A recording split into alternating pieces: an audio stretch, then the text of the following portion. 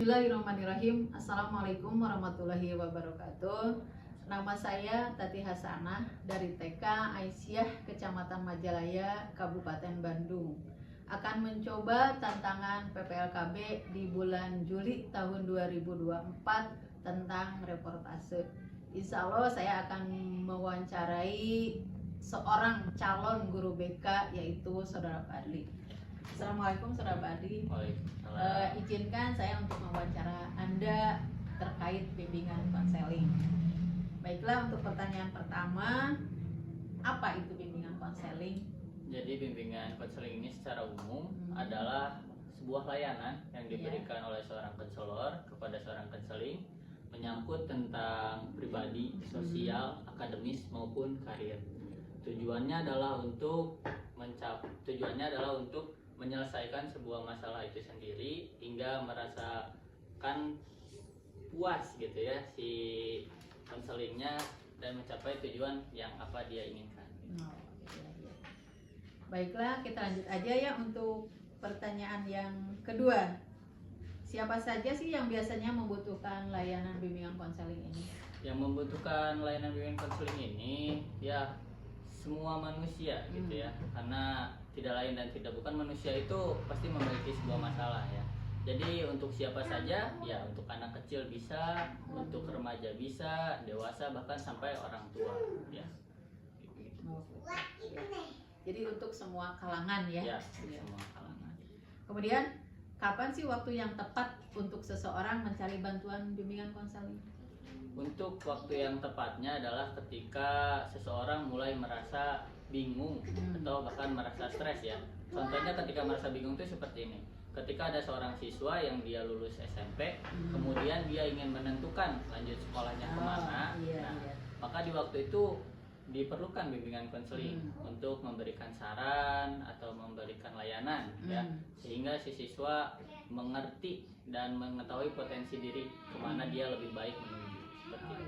Jadi si anak itu mantap lah atas pilihannya yang akan tentang sekolah yang akan dipilihnya ya, kalau mengikuti bimbingan konseling dulu mungkin gitu ya. Karena kan kebanyakan masalahnya itu biasanya anak-anak tidak memiliki tujuan dan ikut-ikutan saja. Masih bimbang ya di usia SMP. Hingga akhirnya kan ketika sudah usia kerja dia menyesal, oh kenapa dulu ngambil jurusan ini, padahal akhirnya nggak kepake. Nah fungsinya itu di situ. Iya. Kemudian di mana layanan bimbingan konseling biasanya tersedia? Ini layanan bimbingan konseling ini tersedia biasanya ada di sekolah, ada ya guru BK gitu ya. Di universitas juga ada. Bahkan sekarang ada lembaga independennya ya tentang bimbingan konseling yang memberikan layanan gitu kan. Umum waktunya, kayak maksudnya independen itu umum ya, untuk kalangan siapa saja. Mungkin psikiater itu termasuk bimbingan konseling cuma itu lebih perkembangannya lebih spesifik gitu ya. Dan bimbingan konseling ini juga tersedia secara online ya. Jadi sekarang dipermudah dengan berubahnya generasi ini kan, jadi mengikuti lah gitu. Oh iya. Jadi anak-anak sekarang mah kan udah termasuk generasi Z ya. Jadi pasti pada bisalah main online. Tidak seperti kami ya yang sudah tua, kadang-kadang main online itu malas. Itu mungkin ya sekarang mah anak-anak muda udah lebih maju, zamannya sudah ya lebih maju lagi dari kami. Oh iya.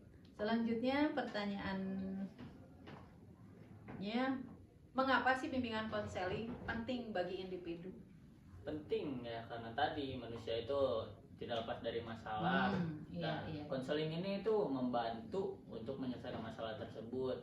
Kalau disebut penting, kenapa penting? Karena banyak manusia yang tidak memiliki teman atau partner, dia memiliki masalah, dipendam sendiri hingga akhirnya stres. Nah, kasus terparahnya bunuh diri ya. Nah itu kan sangat miris ya. Satu hal yang menakutkan. Sangat menakutkan.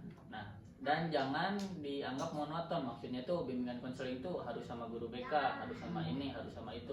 Enggak, bimbingan konseling itu umum. Contohnya kita berbicara seperti ini sudah termasuk layanan BK. Kemudian kita curhat ke teman itu termasuk layanan BK juga seperti itu. Cuma itu secara umumnya saja. Kalau di BK kan kayak ada tahapan-tahapan ya untuk administratifnya aja kayak gitu. Jadi mungkin curhatan juga ya ke seseorang, mungkin ya bisa juga disebut BK. Oh, Ya. iya. Ya, jadi pentingnya tuh di situ karena kan manusia makhluk sosial ya, Iya. harus selalu Bersosial ya, berkomunikasi dengan yang lain untuk mencari solusi yang lebih baik. ya, terbaik.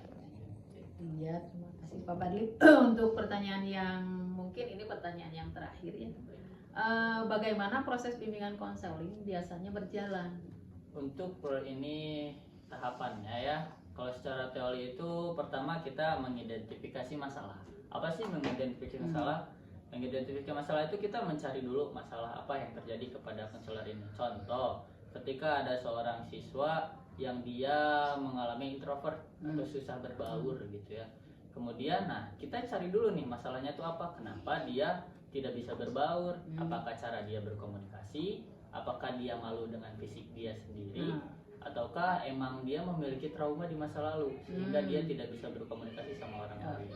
Nah, ketika sudah ditemukan ini, lanjut ke tahap selanjutnya, yaitu merencanakan dan menetapkan tujuan. Dalam bimbingan konselingnya itu apa sih? Targetnya itu apa sih? Kalau misalkan targetnya, aku ingin mulai membuka diri. Nah, targetnya di situ ingin membuka diri. Nah, lalu kita buatlah rencana apa saja sih yang supaya dia itu bisa membuka diri. Berarti kita harus ditanya dulu ke yang meminta konseling itu mau apa gitu yang diinginkan dia supaya apa. Jadi kan kurang lebih BK itu ngobrol sebenarnya, kan ngobrol. Jadi ngobrol, dia udah curhat nih masalahnya tuh ternyata ini dan aku kedepannya pengen kayak gini. Nah itu tuh bukan dari konselor yang menyediakan kayak nanti kamu harus kayak gini, nanti kamu kalau gitu itu bukan konseling namanya, ya. Tapi kayak penegaskan. Mungkin guru BK zaman dulu seperti itu ya, kamu harus gini, kamu harus gitu ya. Cuma sekarang mah tidak ya, lebih merdeka gitu ya. Bebas ya, kurikulum merdeka. Kurikulum merdeka. Kita bahas sekarang ini. Oh gitu. Jadi dari konselor mah hanya mengarahkan, ya, memberikan pilihan. Jadi si konseling mengungkapkan apa sih yang dia mau, konselor mengarahkan gitu ya, dan membantu supaya apa yang menjadi masalah terselesaikan, apa yang diinginkan tercapai, mungkin gitu ya dalam kesimpulannya. Ya berarti ya begitu, mungkin itu kan baru 2 tahap. Tahap yang ketiganya itu adalah membantu si konseling itu supaya bisa melaksanakan tadi rencana-rencana yang tadi. Kayak misalkan pengen terapinya apa sih? Pengen ditemenin ngobrol tiap hari. Nah, itu termasuk tahapan selanjutnya. Dan yang terakhirnya, hingga sampai si konselingnya merasa puas, maka bimbingan konseling bisa dipastikan selesai. Terima kasih Pak Padli, mungkin penjelasannya cukup dimengerti dan jelas sekali. Semoga Pak Padli sebagai mahasiswa jurusan BK dapat mengerti dan memahami apa itu BK sendiri ya. Terima kasih ya. Alhamdulillah wawancara dengan rekan Padli yang seorang mahasiswa BK di IKIP Siliwangi. Semoga ada manfaatnya khususnya bagi saya dan umumnya bagi semua teman-teman yang menyaksikan video saya ini. Sekian, wassalamualaikum warahmatullahi wabarakatuh.